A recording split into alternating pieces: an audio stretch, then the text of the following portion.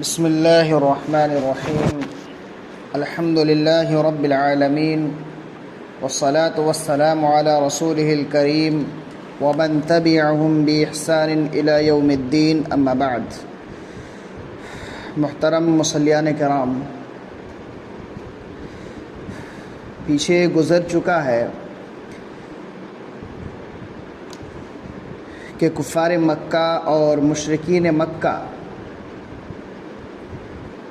اس وقت جب اللہ کے نبی صلی اللہ علیہ وسلم قرآن کی تلاوت کرتے تھے تو وہ لوگ اللہ کے نبی صلی اللہ علیہ وسلم کا مذاق اڑاتے تھے، شاعر کہتے تھے اور لوگوں کو اس بات سے روکتے تھے کہ وہ قرآن کو سنیں۔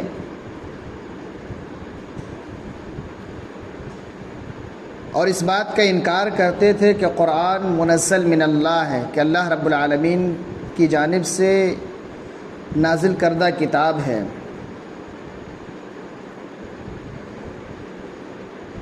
ان لوگوں نے ہزار کوششیں کی کہ لوگوں کو روکے، کیونکہ قرآن کی جو تاثیر ہے، جو بھی شخص قرآن کی تلاوت سنتا، قرآن کے الفاظ، قرآن کے معانی، قرآن کی گہرائی کو وہ پرکھ لیتا، کیونکہ قرآن عربی زبان میں ہے اور ان کی مادری زبان عربی زبان تھی،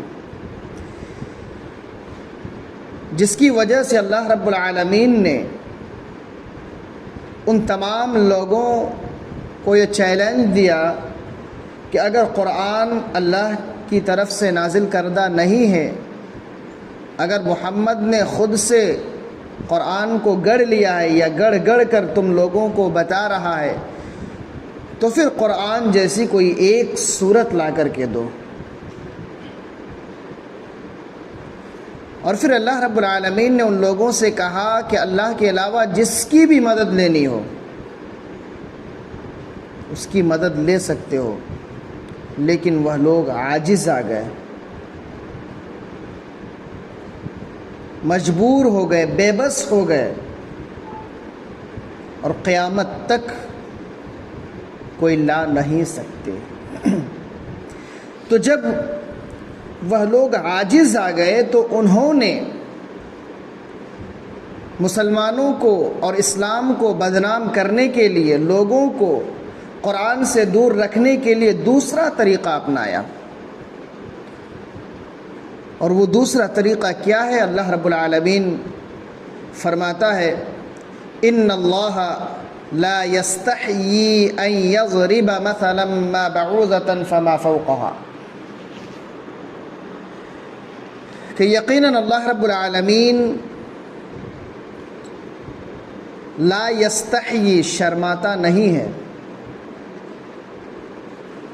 کہ وہ کسی چیز کی مثال بیان کرے، یعنی اللہ رب العالمین کسی مثال کو بیان کرنے سے شرماتا نہیں ہے، خواہ ایک مچھر ہی کی مثال کیوں نہ ہو، یا اس سے معمولی چیز، یا اس سے اوپر کی چیز، یعنی مچھر کے پر کی مثال ہی کیوں نہ ہو۔ تو اس آیت کریمہ کو لے کر کفار و مشرکین یہ کہنے لگے کہ اگر قرآن اللہ رب العالمین کی کتاب ہے تو پھر اللہ رب العالمین کی ذات اتنا مقدس ہے، تو پھر اتنی معمولی چیز کی مثال کیوں بیان کر رہا ہے؟ اتنی معمولی چیز کی مثال بیان کر کے اللہ رب العالمین کیا کہنا چاہتا ہے؟ اللہ کی ذات مقدس ہے، اللہ سب سے بڑا ہے، تو اس کے لیے یہ زیب نہیں دیتا کہ وہ اتنی معمولی ایک مچھر کی مثال بیان کرے۔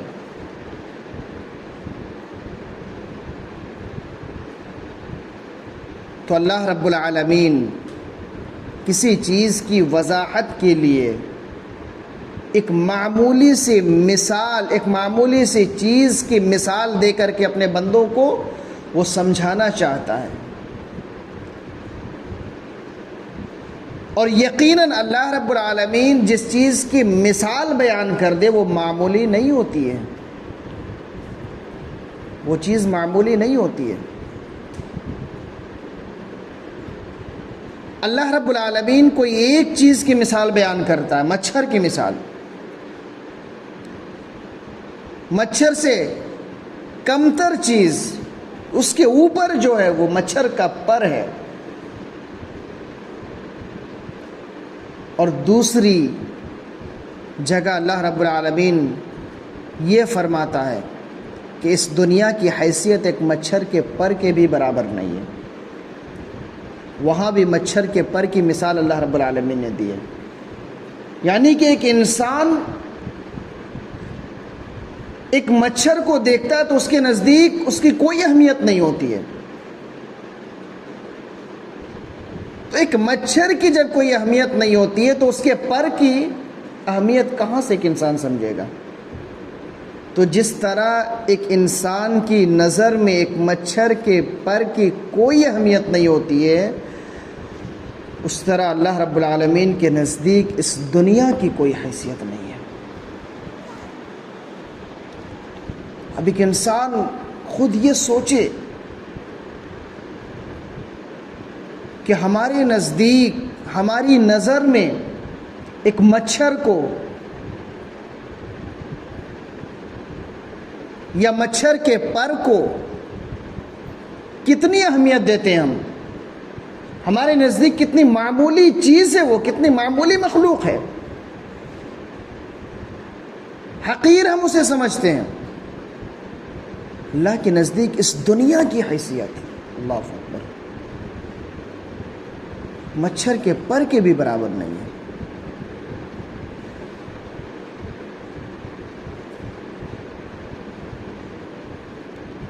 تو اللہ رب العالمین کسی چیز کی وضاحت کے لیے کسی بھی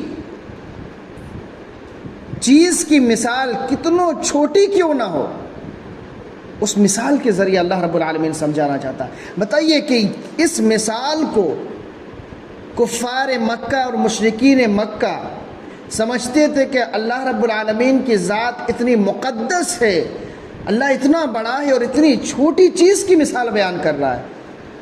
اللہ تو ایک انسان کو یہ سمجھا رہا ہے کہ جس طرح تمہاری نظر میں ایک مچھر کی کوئی اہمیت نہیں ہے، مچھر کے پر کی کوئی اہمیت نہیں ہے، میری نظر میں دنیا کی کوئی اہمیت نہیں. اس لیے دنیا پرستی چھوڑ کر، معبودان باطلہ کو چھوڑ کر ایک اللہ پر ایمان لے آؤ.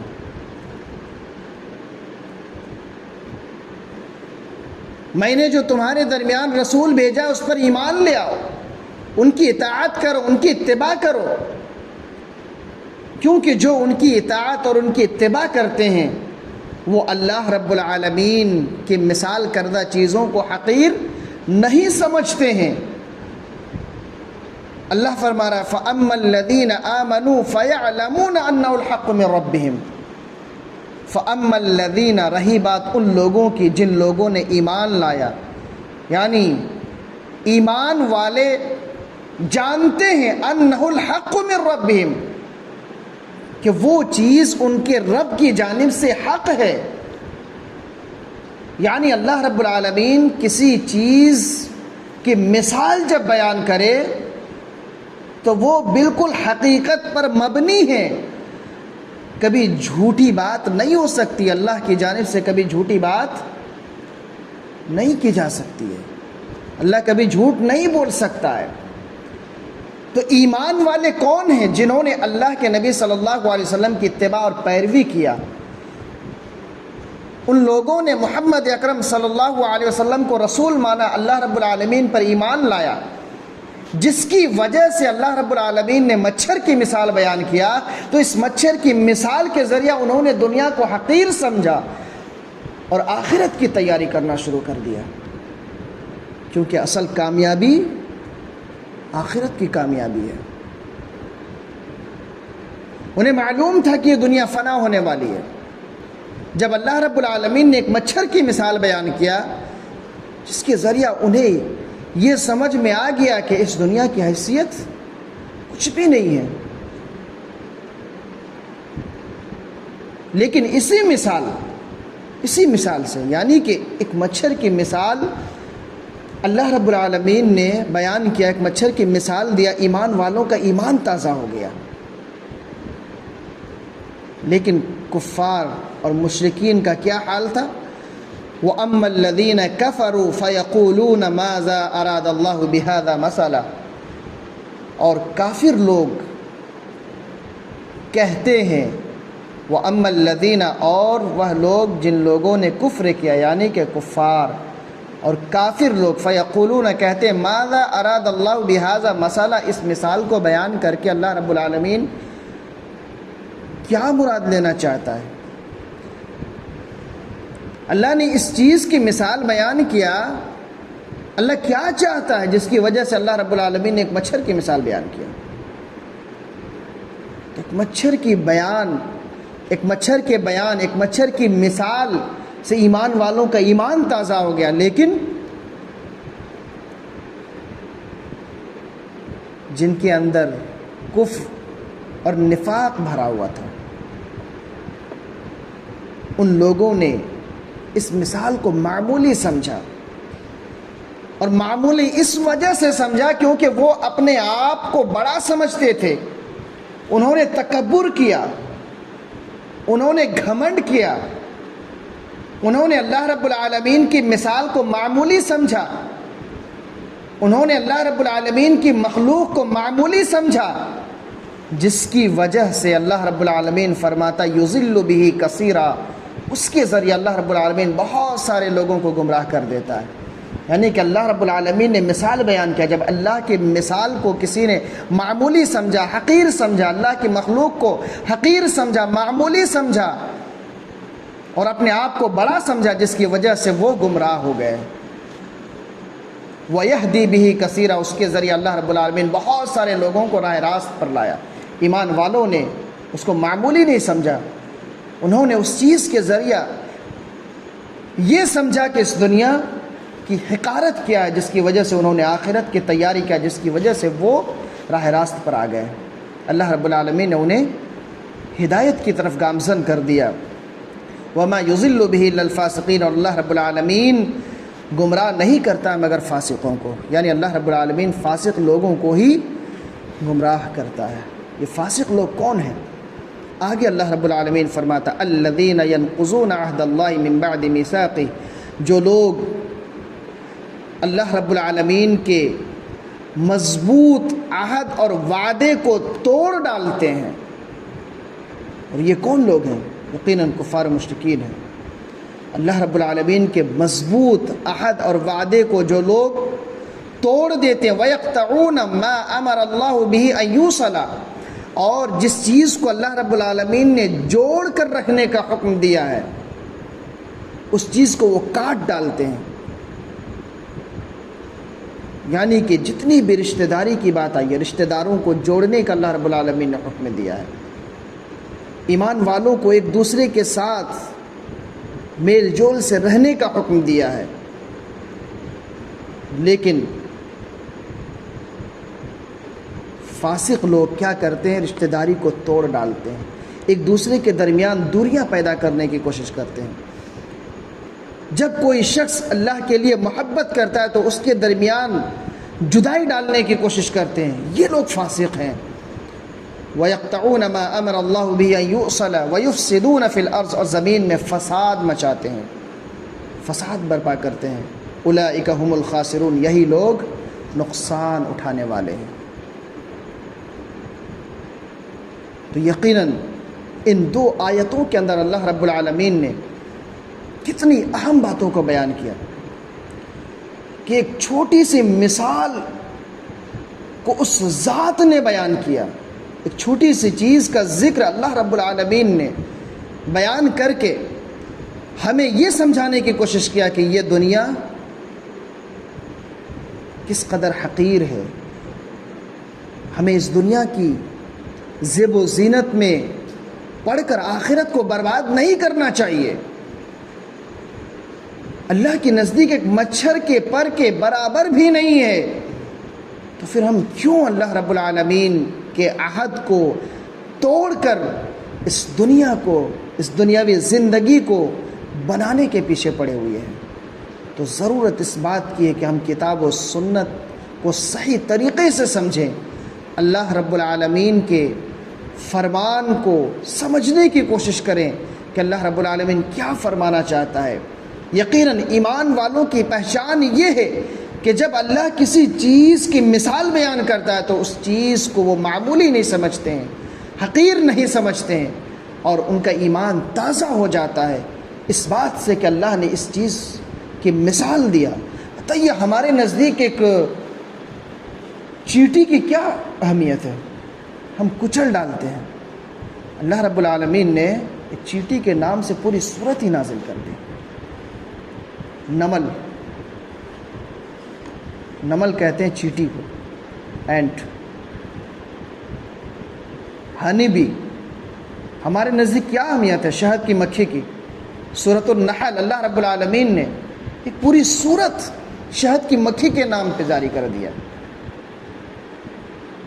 تو اس طرح چھوٹی چھوٹی بے شمار چیزوں کو اللہ رب العالمین نے بیان کیا تاکہ ہم یہ سمجھیں کہ اتنی چھوٹی چیز، خاص طور پر مچھر کے پر، جو ہماری نظروں سے بھی اوجھل ہے، بمشکل ہم دیکھ پاتے ہیں غور کرنے کے بعد، وہ ذات ہے اللہ رب العالمین کہ اس کے نزدیک اس دنیا کی حیثیت اس مچھر کے پر کے بھی برابر نہیں ہے۔ اور اس چیز کے ذریعہ ہمیں یہ بھی جاننا ہے کہ اللہ رب العالمین کی وہ ایک مخلوق ہے، اور جب اللہ کی مخلوق ہے تو اللہ کی نظر اس پہ ہوتی ہے۔ ایک مچھر کا ایک پر بھی اگر کٹ کر گر جاتا ہے تو وہ بھی اللہ کے علم میں ہے۔ تو ذرا سوچئے کہ اللہ رب العالمین کہ ہم بندے ہیں، اشرف المخلوقات میں ہمارا شمار ہوتا ہے۔ ہم کہتے ہیں نا، ہم دعا کرتے ہیں، اللہ رب العالمین ہماری دعا کو سنتا ہی نہیں ہے، ہم روتے ہیں، گڑ گڑاتے ہیں، پھر بھی کوئی فرق نہیں۔ ذرا سوچئے اللہ رب العالمین ایک مچھر کا پر اگر ٹوٹ کر گر جاتا اس کا بھی علم رکھتا ہے، ایک بندے کی آنکھ سے آنسو نکلتا ہے تو کیا اس کا علم اللہ رب العالمین کو نہیں ہے؟ یقیناً ہے، اللہ رب العالمین کو سب کچھ معلوم ہے، اس کے علم سے باہر کوئی بھی چیز نہیں ہے، اللہ کے علم میں ساری چیزیں ہیں، لیکن اللہ کی کیا مصلحت ہے ہم نہیں سمجھ سکتے۔ تو ہر بات پہ ہم نصیحت حاصل کرنے کی کوشش کریں کہ اللہ رب العالمین کی ضرور کوئی نہ کوئی مصلحت ہے، اگر اللہ نے ابھی نہیں دیا تو بعد میں دے گا، اگر اس دنیا میں نہ صحیح آخرت میں اس کا بدلہ ضرور عطا کرے گا۔ تو اللہ رب العالمین سے دعا ہے، الہ العالمین ہمیں تیری مقدس کتاب کو صحیح طور پر سمجھنے کی توفیق عطا فرما۔ آمین۔ اس دنیا کی حقارت اور اس دنیا کی کیا حیثیت ہے اس کو سمجھنے کی توفیق عطا فرما، آخرت کی تیاری کرنے کی توفیق عطا فرما۔ الہ العالمین ہمیں ایمان والوں میں شمار کرنا، اے رب العالمین ہمیں کفر اور شرک سے بچائے رکھنا۔ آمین۔ تقبل یا رب العالمین۔ سبحانک اللہم و بحمدک، اشہد ان لا الہ الا انت، استغفرک و اتوب الیک۔ السلام علیکم ورحمۃ اللہ وبرکاتہ۔